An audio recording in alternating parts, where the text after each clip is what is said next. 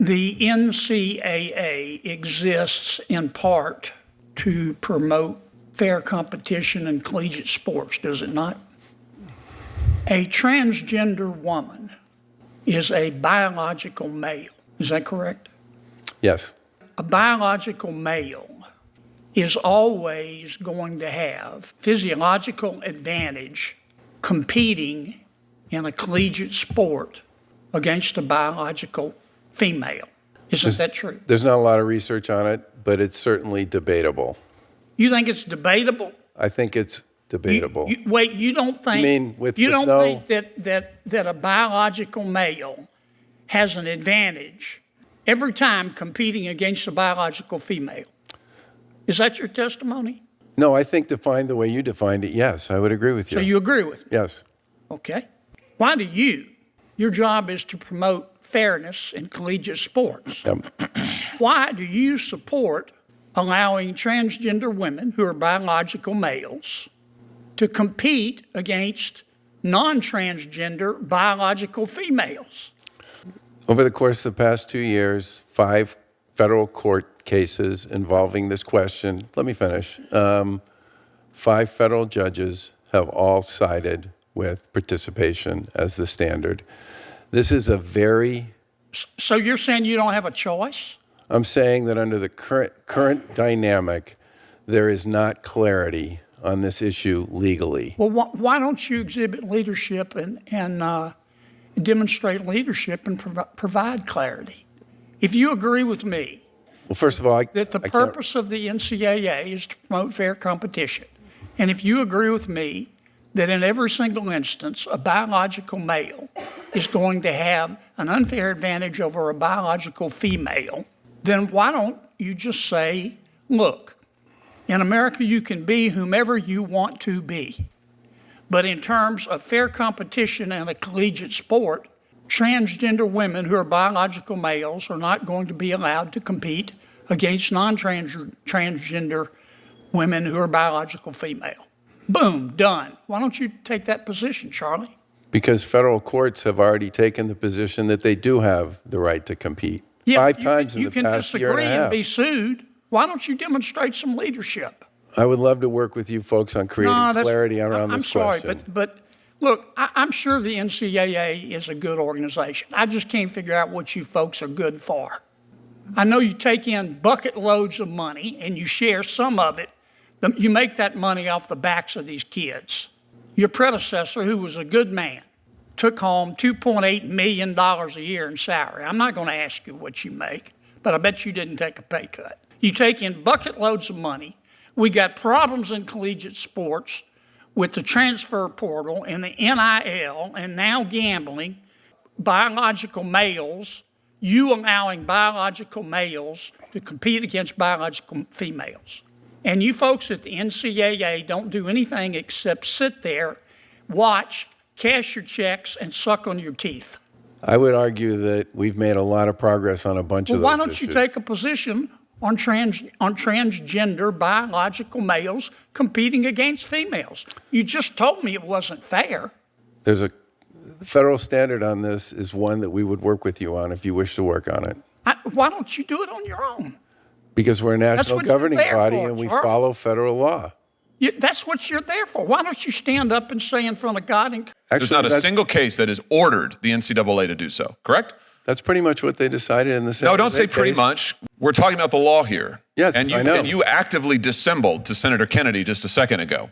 It's not true that the NCAA has been ordered by any court, number one. It's not true that federal law requires you to include biological males. In fact, Title IX explicitly says, no person in the United States shall on the basis of sex be denied the benefits of any educational program or activity receiving federal financial assistance. You are in court at this moment arguing that Title IX doesn't apply to the NCAA, which is astounding to me given the amount of money, federal money, the NCAA gets. But let me just ask you this. Senator, a total of 5 teams, 5 women's volleyball teams, Wyoming, Southern Utah, Utah State, Nevada, and Boise State all had to forfeit 7 games in their conference play, NCAA conference play this past year. Women's teams, because a biological male under your rules was playing on a rival's team. How is that not denying them the benefits of the sport? Why is this fair to women? And when that issue went to federal court, the judge sided with participation. No, the NCAA did not go to court. No, that is not true. The federal judge made the decision with respect to the issue you just raised. Your rules have not been tried in federal court, and your rules explicitly permit biological males in women's sports. And I am asking you, why is that fair to the women? All of these women on these teams had to forfeit games and therefore a chance to compete in the championship because of your rules. And I want to know, why is that protective of women? That's my question. So far, the federal government on the court side has issued decisions several times. No, I'm not asking you about the year. courts. I know what the courts have done. Not one of them that's has their ordered the interpretation NCAA. of federal law. This is your policy, which you will not defend because, frankly, it's indefensible. Why are you, Mr. Baker, why are you allowing biological men to play in women's sports? Because we believe that's consistent with federal policy. So we're right back to your testimony is you believe you're compelled to do it by federal law. You would change it otherwise? We believe our policy. I said in my opening comments to Senator Kennedy, the clarity on this issue at the federal level would be very helpful. Oh, that is such a cop-out. In other words, somebody else please do it for us. Keep sending us the money. We'll go to court and argue that Title IX doesn't even apply to us. We do not take a dime in federal money, not a dime. Is that why you're arguing Title IX doesn't apply to you? No, yes, part of it, yes. You honestly think you shouldn't be subject to Title IX? We don't believe we currently are. Federal court has amazing. Federal court has affirmed absolutely that on a number amazing. Of You have a pending lawsuit right now from female athletes who are suing you because you allow biological men not only in their sports but also in their locker rooms. Why do you do that, by the way? Why do your guidelines allow biological men into women's locker rooms without the women's consent, without the women's foreknowledge? Why do you do that? That's not what our guidelines say. They do say that. I've got them right here. Your guidelines say that transgender student athletes should be able to use the locker room, shower, and toilet facilities in accordance with their gender identity. And here they are, right here. And then everybody else should have an opportunity to use other facilities if they wish to do so. Okay, so the burden's on the women. So if the women then want to move to a different facility, in other words, if they want to abandon their own locker room, you're saying that they should have to do that? So in other words, it's their problem? No, we put a significant amount of emphasis on what the locals' plans are, and we make sure that everybody. What does that mean? The locals' plans? Whoever it is that's hosting the event. You have guidelines that instruct them what the best practices are, and your guidelines say that biological men can go in and use the women's locker rooms if they want to. What the women want has nothing to do with it. They're not mentioned in here at all. Correct?